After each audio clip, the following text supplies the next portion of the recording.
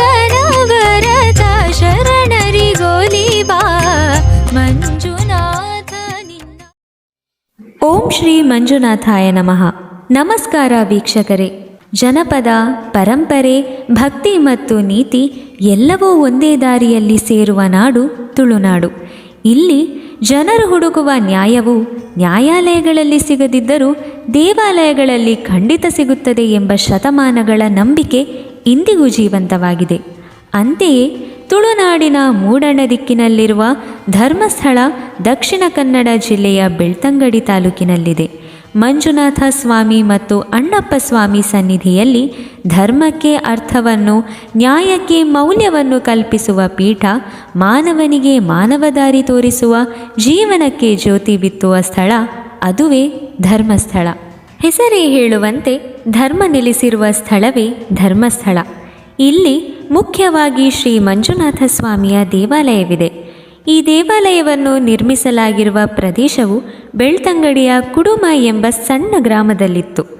ಈ ದೇವಸ್ಥಾನದಲ್ಲಿ ಸಾಕ್ಷಾತ್ ಶಿವನು ಮಂಜುನಾಥ ಸ್ವಾಮಿಯ ರೂಪದಲ್ಲಿ ಬಂದು ನೆಲೆಸಿದ್ದಾನೆ. ಧರ್ಮಸ್ಥಳದ ಅತ್ಯಂತ ಬೆರಗುಗೊಳಿಸುವ ರಹಸ್ಯವೆಂದರೆ ಶಿವಲಿಂಗವು ಸ್ವಯಂ ಅಭಿವ್ಯಕ್ತಿ. ಸ್ಥಳೀಯ ನಂಬಿಕೆಗಳ ಪ್ರಕಾರ ಸ್ವಯಂ ವ್ಯಕ್ತವಾದ ಶಿವಲಿಂಗವನ್ನು ಸುತ್ತುವರಿದ ಆಧ್ಯಾತ್ಮಿಕ ಶಕ್ತಿ ಮತ್ತು ದೈವಿಕ ಕಂಪನಗಳಿಂದ ಭಕ್ತರು ಭಾವಪರವಶರಾಗುತ್ತಾರೆ. ಇಂದಿಗೂ ಸಹ ಈ ಅತೀಂದ್ರಿಯ ಲಿಂಗವು ಅಸ್ಪರ್ಶ ಮತ್ತು ವಿವರಿಸಲಾಗದೆ ಉಳಿದಿದೆ. ಇದು ಶ್ರೀ ಕ್ಷೇತ್ರ ಧರ್ಮಸ್ಥಳ ಮಂಜುನಾಥ ಸ್ವಾಮಿಯ ದೇವಾಲಯದ ದೈವಿಕ ನಿಗೂಢತೆಗೆ ಸಾಕ್ಷಿಯಾಗಿದೆ. ಧರ್ಮಸ್ಥಳದ ಮಂಜುನಾಥ ಸ್ವಾಮಿ ದೇವಾಲಯವು ಶಿವನಿಗೆ ಅರ್ಪಿತವಾಗಿದ್ದು ಇದು ಅತ್ಯಂತ ವಿಶಿಷ್ಟ ಸ್ವರೂಪದ್ದಾಗಿದೆ. ಇಲ್ಲಿ ಮಂಜುನಾಥೇಶ್ವರನ ವಿಗ್ರಹದ ಜೊತೆಗೆ ಅಮ್ಮನವರು ಮತ್ತು ಧರ್ಮದೇವತೆಗಳ ದೇವಸ್ಥಾನಗಳೂ ಇವೆ. ಹಾಗೆ ಜೈನ ಧರ್ಮಕ್ಕೆ ಸಂಬಂಧಿಸಿದ ಚಂದ್ರನಾಥ ಸ್ವಾಮಿ ದೇವಸ್ಥಾನವೂ ಇದೆ. 800 ವರ್ಷಗಳ ಹಿಂದೆ ಜೈನ ಮುಖ್ಯಸ್ಥ ಬಿರ್ಮಣ್ಣ ಪೆರ್ಗಡೆ ಮತ್ತು ಅವರ ಪತ್ನಿ ಅಮ್ಮು ಬಳ್ಳಾಲ್ತಿ ನೆಲ್ಯಾಡಿಬೀಡು ಎಂಬ ಮನೆಯಲ್ಲಿ ವಾಸಿಸುತ್ತಿದ್ದರು. ಸರಳ ಧರ್ಮನಿಷ್ಠ ಪೆರ್ಗಡೆ ಕುಟುಂಬವು ಔದಾರ್ಯ ಮತ್ತು ಆತಿಥ್ಯಕ್ಕೆ ಹೆಸರುವಾಸಿಯಾಗಿತ್ತು. ದಂತಕಥೆಯ ಪ್ರಕಾರ ಧರ್ಮರಕ್ಷಕ ದೇವತೆಗಳು ಮಾನವ ರೂಪವನ್ನು ಧರಿಸಿ ಧರ್ಮವನ್ನು ಪ್ರತಿಷ್ಠಾಪಿಸುವುದಕ್ಕಾಗಿ ನೆಲೆಯನ್ನು ಹುಡುಕುತ್ತಾ ಪೆರ್ಗಡೆಯವರ ನಿವಾಸಕ್ಕೆ ಬಂದರು. ಪೆರ್ಗಡೆ ದಂಪತಿಗಳು ಅವರನ್ನು ಗೌರವದಿಂದ ಸತ್ಕರಿಸಿದರು. ಅವರ ಪ್ರಾಮಾಣಿಕತೆ ಮತ್ತು ಔದಾರ್ಯದಿಂದ ಸಂತೋಷಗೊಂಡ ಧರ್ಮರಕ್ಷಕ ದೇವತೆಗಳು ಅವರಿಗೆ ತಮ್ಮ ಭೇಟಿಯ ಉದ್ದೇಶವನ್ನು ವಿವರಿಸಿದರು. ಹಾಗೆ ದೈವಗಳ ಪೂಜೆಗಾಗಿ ತಮ್ಮ ಮನೆಯನ್ನು ಖಾಲಿ ಮಾಡಿ ತಮ್ಮ ಜೀವನವನ್ನು ಧರ್ಮ ಪ್ರಚಾರಕ್ಕಾಗಿ ಮುಡಿಪಾಗಿಸಲು ಸೂಚಿಸಿದರು. ಅವರ ಇಚ್ಛೆಯಂತೆ ಬಿರ್ಮಣ್ಣ ಪೆರ್ಗಡೆ ದಂಪತಿಗಳು ಮನೆಯನ್ನು ಖಾಲಿ ಮಾಡಿ ನೆಲ್ಯಾಡಿಬೀಡಿನಲ್ಲಿ ದೈವಗಳನ್ನು ಪೂಜಿಸಲು ಪ್ರಾರಂಭಿಸಿದರು. ಆ ಬಳಿಕ ಮತ್ತೆ ಪ್ರತ್ಯಕ್ಷಗೊಂಡ ಧರ್ಮದೈವಗಳು ತಮಗೆ ಪ್ರತ್ಯೇಕ ದೇವಾಲಯವನ್ನು ನಿರ್ಮಿಸಲು ಕೇಳಿಕೊಂಡರು ಮತ್ತು ಪೂಜಿಸಲು ಪುರೋಹಿತರನ್ನು ನೇಮಿಸುವಂತೆ ಹೇಳಿದರು. ಅದರಂತೆ ಬಿರ್ಮಣ್ಣ ಪೆರ್ಗಡೆಯವರು ದೇವಾಲಯಗಳನ್ನು ನಿರ್ಮಿಸಿದರು ಮತ್ತು ಬ್ರಾಹ್ಮಣ ಪುರೋಹಿತರನ್ನು ನೇಮಕಗೊಳಿಸಿದರು. ಈ ಪುರೋಹಿತರು ಪೆರ್ಗಡೆಯವರನ್ನು ಸ್ಥಳೀಯ ದೈವಗಳ ಪಕ್ಕದಲ್ಲಿ ಶಿವಲಿಂಗವನ್ನು ಸ್ಥಾಪಿಸಲು ಕೇಳಿಕೊಂಡರು. ನಂತರ ದೈವಗಳು ತಮ್ಮ ಸಾಮಂತ ಅಣ್ಣಪ್ಪ ಸ್ವಾಮಿಯನ್ನು ಮಂಗಳೂರು ಬಳಿಯ ಕದ್ರಿಯಿಂದ ಮಂಜುನಾಥೇಶ್ವರ ವಿಗ್ರಹವನ್ನು ತರಲು ಕಳುಹಿಸಿದರು. ತರುವಾಯ ಈ ವಿಗ್ರಹದ ಸುತ್ತಲೂ ದೇವಾಲಯವನ್ನು ನಿರ್ಮಿಸಲಾಯಿತು.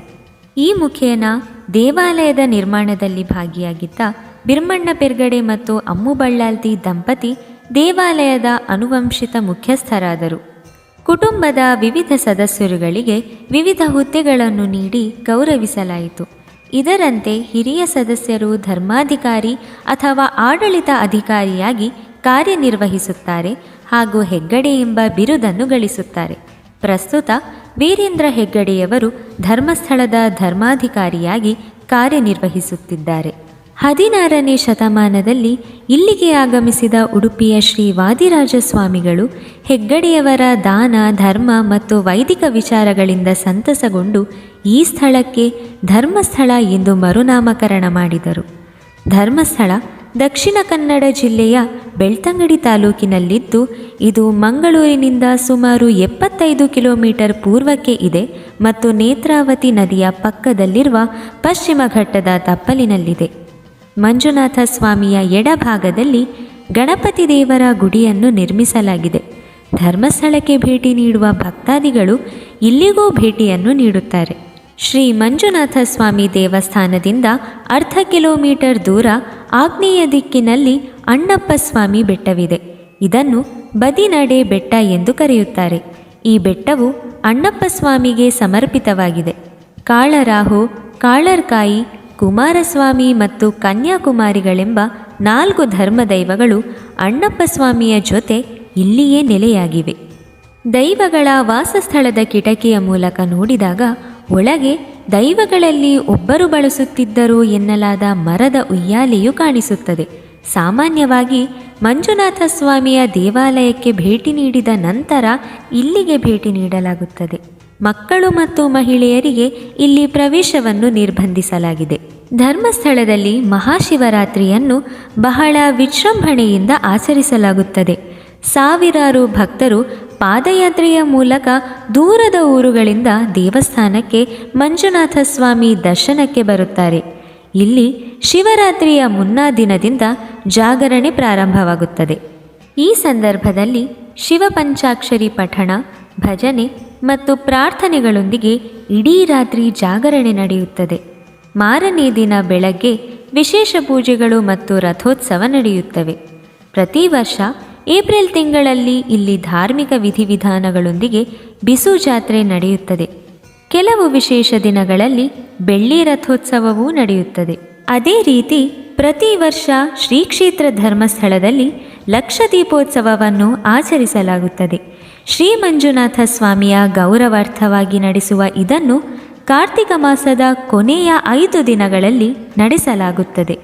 ಲಕ್ಷ ದೀಪೋತ್ಸವವು ದೇವಸ್ಥಾನದ ಅರ್ಚಕರು ದೇವರ ಪ್ರತಿಮೆಯನ್ನು ಗರ್ಭಗುಡಿಯ ಸುತ್ತಲೂ 4 ಬಾರಿ ಹೊತ್ತುಕೊಂಡು ಹೋದಾಗ ಪ್ರಾರಂಭವಾಗುತ್ತದೆ. ಲಕ್ಷ ದೀಪೋತ್ಸವದ ಸಮಯದಲ್ಲಿ ಮಂಜುನಾಥ ಸ್ವಾಮಿಯನ್ನು ನೋಡುವುದೇ ಒಂದು ಸುಂದರ ಅನುಭೂತಿ. ಈ ಸಂದರ್ಭದಲ್ಲಿ 1 ಲಕ್ಷ ದೀಪಗಳನ್ನು ಬೆಳಗಿಸಲಾಗುತ್ತದೆ. ಉತ್ಸವ ಪ್ರಾರಂಭವಾದ ನಂತರ ಕ್ಷೇತ್ರಪಾಲ ಪೂಜೆಯನ್ನು ಮಾಡಲಾಗುತ್ತದೆ. ಈ ಸಮಯದಲ್ಲಿ ದೇವಸ್ಥಾನದಲ್ಲಿ ಹಲವಾರು ಸಾಂಸ್ಕೃತಿಕ ಕಾರ್ಯಕ್ರಮಗಳನ್ನು ನಡೆಸಲಾಗುತ್ತದೆ. ಇನ್ನು ಭಜನೆಯನ್ನು ಪ್ರೋತ್ಸಾಹಿಸುವ ಸಲುವಾಗಿ ಪ್ರತಿ ವರ್ಷ ಭಜನಾ ಕಮ್ಮಟವನ್ನು ನಡೆಸಲಾಗುತ್ತದೆ. ಬೇರೆ ಬೇರೆ ಊರುಗಳಿಂದ ಹಲವಾರು ಭಜನಾ ತಂಡಗಳು ಈ ಭಜನಾ ಕಮ್ಮಟದಲ್ಲಿ ಭಾಗವಹಿಸುತ್ತದೆ. ವರದಕ್ಷಿಣೆ ಪದ್ಧತಿಯ ವಿರುದ್ಧ ಹೋರಾಡಲು ಮತ್ತು ವಿವಾಹಗಳನ್ನು ನಡೆಸುವಲ್ಲಿ ಅನಗತ್ಯ ಖರ್ಚುಗಳನ್ನು ಕಡಿಮೆ ಮಾಡಲು 1972ರಲ್ಲಿ ಉಚಿತ ಸಾಮೂಹಿಕ ವಿವಾಹಗಳನ್ನು ಪ್ರಾರಂಭಿಸಿದರು. ಧರ್ಮಸ್ಥಳಕ್ಕೆ ಮಂಜುನಾಥ ಸ್ವಾಮಿಯ ಆಶೀರ್ವಾದ ಪಡೆಯಲು ಬರುವ ಸಾವಿರಾರು ಯಾತ್ರಿಗಳಿಗೆ ಉಚಿತ ಊಟದ ವ್ಯವಸ್ಥೆಯನ್ನು ಅನ್ನಪೂರ್ಣ ಧರ್ಮಛತ್ರದಲ್ಲಿ ಮಾಡಲಾಗಿದೆ. ಯಾವುದೇ ದಿನಗಳಲ್ಲಿ ಸುಮಾರು 30,000ದಿಂದ 70,000 ಯಾತ್ರಿಕರಿಗೆ ಆಹಾರ ಒದಗಿಸಲು ಆಧುನಿಕ ರೀತಿಯ ಸ್ವಯಂ ಚಾಲಿತ ಅಡುಗೆ ಮನೆಯನ್ನು ಹೊಂದಿದೆ. ಜಾತಿ, ಮತ, ಸಂಸ್ಕೃತಿ ಅಥವಾ ಯಾವುದೇ ಸ್ಥಾನಮಾನವನ್ನು ಲೆಕ್ಕಿಸದೆ ಪ್ರತಿಯೊಬ್ಬ ಭಕ್ತರಿಗೆ ಊಟದ ವ್ಯವಸ್ಥೆಯನ್ನು ಮಾಡಲಾಗುತ್ತದೆ. ಧರ್ಮಸ್ಥಳದ ದೇವಸ್ಥಾನದ ದಕ್ಷಿಣ ಭಾಗದಲ್ಲಿ ಮಂಜೂಷಾ ವಸ್ತು ಸಂಗ್ರಹಾಲಯವಿದೆ. ಇದರಲ್ಲಿ ದೇಶದಾದ್ಯಂತ ಸಂಗ್ರಹಿಸಲಾದ ಪ್ರಾಚೀನ ವಸ್ತುಗಳು, ವರ್ಣಚಿತ್ರಗಳು, ಕಲಾಕೃತಿ ಹಾಗೂ ದೇವಾಲಯದ ರಥಗಳ ಸಂಗ್ರಹವೂ ಇದೆ. ವಿಂಟೇಜ್ ವಾಹನಗಳು, 2ನೇ ಮಹಾಯುದ್ಧದ ವೇಳೆ ಉಪಯೋಗಿಸಿದಂತಹ ಜೀಪುಗಳು ಮತ್ತು ರಾಜರಥಗಳ ಸಂಗ್ರಹವನ್ನು ಮಂಜೂಷಾ ಕಾರ್ ಮ್ಯೂಸಿಯಂನಲ್ಲಿ ನೋಡಬಹುದಾಗಿದೆ. ಇನ್ನು ದೇವಸ್ಥಾನದ ಎದುರು ಬದಿಯಲ್ಲಿರುವ ಲಲಿತೋದ್ಯಾನ ಅಕ್ವೇರಿಯಂ ವಿವಿಧ ಸುಂದರ ಮತ್ತು ವರ್ಣರಂಜಿತ ಮೀನುಗಳ ಸಂಗ್ರಹವನ್ನು ಹೊಂದಿದೆ. ಇದು ವೈವಿಧ್ಯಮಯ ಮತ್ತು ಆಕರ್ಷಕ ಮೀನು ಸಂಗ್ರಹಕ್ಕೆ ಹೆಸರುವಾಸಿಯಾಗಿದೆ. ಮಂಜೂಷಾ ಕಾರ್ ಮ್ಯೂಸಿಯಂ ಬಳಿ ಇರುವ ಆನೆಲಾಯದಲ್ಲಿ ದೇವಾಲಯದ ಆನೆಗಳನ್ನು ಧಾರ್ಮಿಕ ಹಬ್ಬಗಳಿಗಾಗಿ ಆರೈಕೆ ಮಾಡಿ ತರಬೇತಿ ನೀಡಲಾಗುತ್ತದೆ. ಆನೆಗಳು ದೇವಾಲಯದ ಸಂಪ್ರದಾಯದ ಒಂದು ಭಾಗವಾಗಿದ್ದು ಧಾರ್ಮಿಕ ಹಬ್ಬಗಳು ಮತ್ತು ಇತರ ಕಾರ್ಯಕ್ರಮಗಳಲ್ಲಿ ಭಾಗವಹಿಸಲ್ಪಡುತ್ತದೆ. ಶ್ರೀ ಧರ್ಮಸ್ಥಳ ಮಂಜುನಾಥ ಸ್ವಾಮಿ ದೇವಾಲಯದ ಬಳಿ ರತ್ನಗಿರಿ ಬೆಟ್ಟದ ಮೇಲೆ ಬಾಹುಬಲಿ ಪ್ರತಿಮೆಯನ್ನು ಸ್ಥಾಪಿಸಲಾಗಿದೆ. ಈ ಪ್ರತಿಮೆಯು 36 ಅಡಿ ಎತ್ತರವಿದ್ದು 170 ಟನ್ ತೂಕದ ಕಲ್ಲಿನಿಂದ ಕೆತ್ತಲಾಗಿದೆ. ಪ್ರತಿಮೆಯ ನಿರ್ಮಾಣವು 1973ರಲ್ಲಿ ಪ್ರಾರಂಭವಾಗಿ 1982ರಲ್ಲಿ ಪೂರ್ಣಗೊಂಡಿತು. ರೆಂಜಾಳ ಗೋಪಾಲ ಶೆಣೈ ಅವರು ಈ ಪ್ರತಿಮೆ ನಿರ್ಮಾಣವನ್ನು ಮಾಡಿದ್ದಾರೆ. 1982ರಲ್ಲಿ ಬಾಹುಬಲಿ ಬೆಟ್ಟದ ಮೇಲೆ ಇದರ ಪ್ರತಿಷ್ಠಾಪನೆಯೂ ಆಯಿತು. ಪ್ರತಿ 12 ವರ್ಷಕ್ಕೊಮ್ಮೆ ಇಲ್ಲಿ ಮಹಾಮಸ್ತಕಾಭಿಷೇಕ ನಡೆಯುತ್ತದೆ. ಪ್ರಸ್ತುತ ಬೆಳವಣಿಗೆಯು ಧರ್ಮಸ್ಥಳದ ಪಾವಿತ್ರ್ಯತೆಗೆ ಯಾವುದೇ ರೀತಿಯ ಧಕ್ಕೆ ತಾರದಿರಲಿ ಎಂದು ಆಶಿಸುತ್ತಾ, ನಮ್ಮೆಲ್ಲರ ಮೇಲೆ ಶ್ರೀ ಮಂಜುನಾಥ ಸ್ವಾಮಿಯ ಆಶೀರ್ವಾದವಿರಲಿ, ಅನುಗ್ರಹವಿರಲಿ ಎಂದು ಬೇಡುತ್ತಾ, ನೀವು ಮಂಜುನಾಥ ಸ್ವಾಮಿಯ ಭಕ್ತರಾಗಿದ್ದರೆ ನಮ್ಮ ಚಾನೆಲ್ ಜ್ಞಾನವೃದ್ಧಿಯನ್ನು ಲೈಕ್, ಶೇರ್ ಮತ್ತು ಸಬ್ಸ್ಕ್ರೈಬ್ ಮಾಡಿ ಪ್ರೋತ್ಸಾಹಿಸಿ. ಧನ್ಯವಾದಗಳೊಂದಿಗೆ ಕ್ಷಿತಿ ಕೇರೈ ಧರ್ಮಸ್ಥಳ.